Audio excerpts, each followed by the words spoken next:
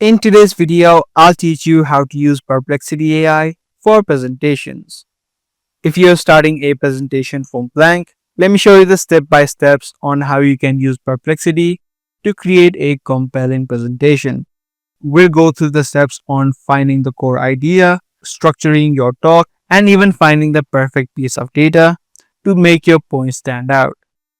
The first thing you need to do is have a clear idea or a big idea of your presentation.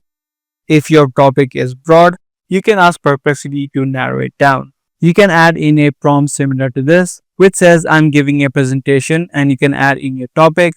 Help me find a specific engaging angle that isn't too technical for the general audience. Now, if this is what you're looking for, and if you have not selected the topic of your presentation as well, this can be a great start off. So if you hit run, instead of just a broader topic, it is going to suggest you different angles on how you can use artificial intelligence in your day-to-day life.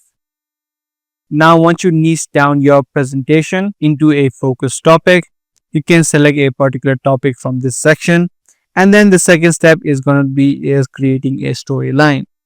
You can now ask a follow-up question and ask it to create a compelling storyline with the beginning, middle, and the end. This way you'll have a perfect outline on the things that you can speak about. So if you are confused about what you can speak in the introduction, in the body of the presentation, and even for the outro, this can be of great help. Now the key here is going to be to create a presentation section by section.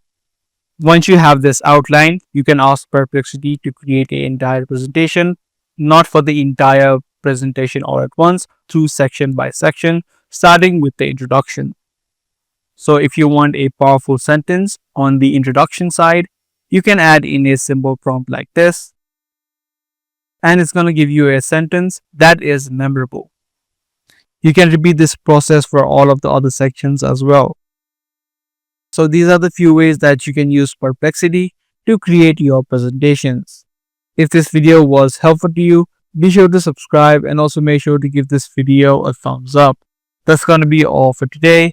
I'll see you in the next one.